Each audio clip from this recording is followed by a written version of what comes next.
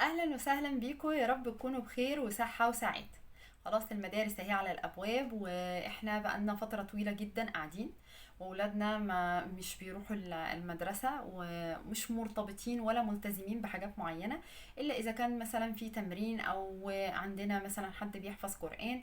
فالموضوع هيبقى اهدى بالنسبة للناس اللي عندها التزامات تانية.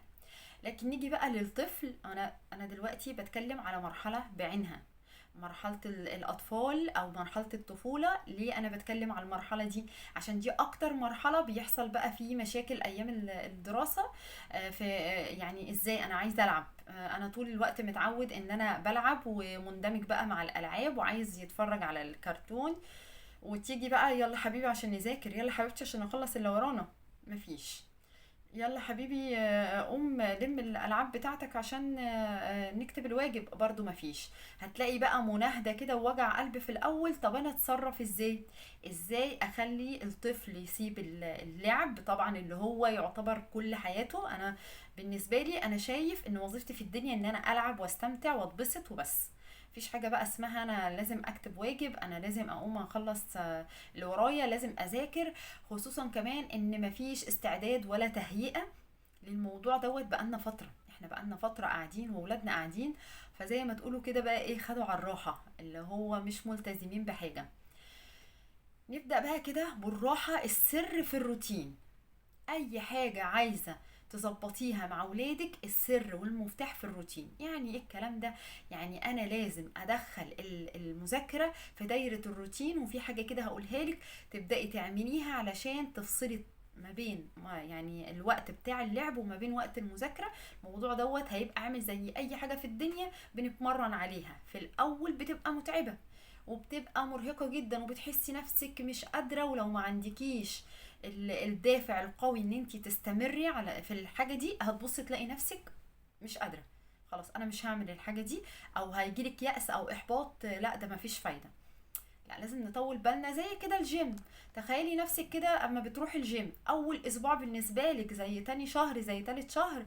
لا طبعا اول اسبوع ده انت ممكن اول يوم تروحي تحسي ان انت يعني خلاص خارجه من الجيم عايزه تركبي اي حاجه عشان تروحي بيتك، ولا ماشيه بتزحفي خلاص لحد البيت، لانك مش قادره عضلاتك وجسمك حاجه الجسم مش واخد عليها. وفجاه كده بدات ان انا اعملها، هيبقى في مقاومه في الاول لحد ما الموضوع ايه، يبدا الجسم ياخد عليه. هي نفس الفكره. طيب الفكره او المفتاح او السر في ايه؟ السر بسيط جدا. السر في ان احنا هنعمل ايه؟ هنعمل تنبيه، وهنعمل حاجه اسمها الارتباط الشرطي. يعني ايه الكلام ده؟ يعني انا مثلا ولادي قاعدين بيتفرجوا على كرتون او قاعدين بيلعبوا، وانا عايزاهم يذاكروا او يكتبوا الواجب. ما ينفعش فجأة اروح هوب واخداهم كده من قدام الكرتون او من قدام الالعاب، يلا حالا احنا هنقوم نذاكر دلوقتي. انت لو عملتي ايه؟ ده هو بقى لو خلاص يعني سمع الكلام وقعد علشان يكتب الواجب ولا يذاكر، هتلاقي هو اصلا بيكتب او بيذاكر معاكي كده جسمانيا ودماغه في حتة تانية. تعالي بقى اسأليه بعد ما يخلص كأنك ما قلتيش حاجة نهائي. طب انتي بقى بتضيعي وقتك وبتجهديه على الفاضي ليه؟ ما ينفعش ان احنا نجهد الاطفال كده على الفاضي. يبقى اما يكونوا بيلعبوا نبدأ بقى من يعني قبل ما اجي هاخدهم علشان يذاكروا بربع ساعة، هيا حبيبي فاضل دلوقتي ربع ساعة والمفروض ان احنا هنبدأ مذاكرة. خلصت شوية كده، باقي حبيبي 10 دقايق. شوية كده خلاص فاضل 5 دقايق، فاضل 3 دقايق، فاضل دقيقتين. عارفة اللي هو تمهيد كده. تخيلي بقى لما يبقى في تمهيد، مش ما تخطفيهوش كده، هو هيبقى في عملية استعداد. هو عمال يستعد، انت عمالة تقللي في الوقت، وهو كل ما ده الاستعداد بتاعه بيعلى ان هو خلاص هيبدأ يسيب اللعبة علشان يروح يعمل حاجة تانية ايا كانت بقى، مذاكرة كتابة واجب، رايح التمرين، قاعد عشان يحفظ القرآن. هي الفكرة في كده. يبقى اول حاجة زي ما احنا قلنا التنبيه، نبهتي خلاص. طيب انا ممكن كمان اعمل حاجة تانية بجانب التنبيه، وانا بنبه اجيب كده منبه كده صغنن كده يكون شكله حلو.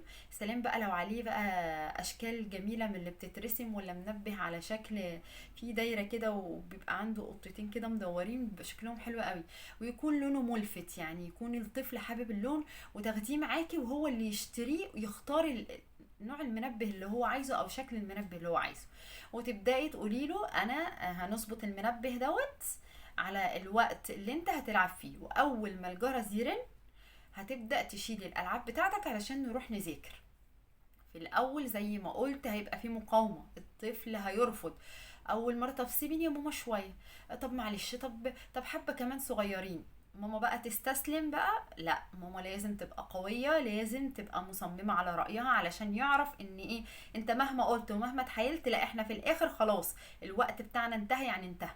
جربي كده تتنازلي مرة من ان هو ماما طب شويه، طب مش عارفه ايه، جربي تتنازلي مره واحده بس. هتلاقي كل مدى سقف الزن بتاعه بيعلى، اللي هو كل مدى بيزود الزن بتاعه علشان يوصل للنتيجه. انت ما وافقتيش من اول مره فيزن شويه، لما لقى خلاص ان انت ممكن يجي منك وممكن توافقي. فلازم يكون في حسم. انا خلاص قلت دلوقتي ان الوقت انتهى، يبقى الوقت انتهى. نبدأ نظبط التايم بتاع المنبه بتاعنا دوت. وخلاص. او لو انت يعني، انا في ناس بتظبط التايم بتاع الموبايل، بس انا بفضل منبه كده وهو اللي يختاره ليه علشان هو يبقى حابب الحاجة دي. خلصت المقاومة بقى بالتدريج، هتبصي تلاقي انت بقى النتيجة بعد كده يعني هتبهرك فعلا. اول ما المنبه يرن، طبعا مع التنبيهات اللي انا بقول عليها، انتي خلاص عارفة ان التايم قرب قدامك ربع ساعة، خلاص فاضل 10 دقايق، فاضل 5 دقايق. اول ما المنبه يرن هتبص تلاقيه بعد كده هما اللي قاموا لموا الالعاب بتاعتهم، حطوها في مكانها، وبدأوا ان هما يحضروا الحاجة بتاعة المذاكرة. فالموضوع دوت مش عايزة اقول لكم فعلا ليه مفعول السحر.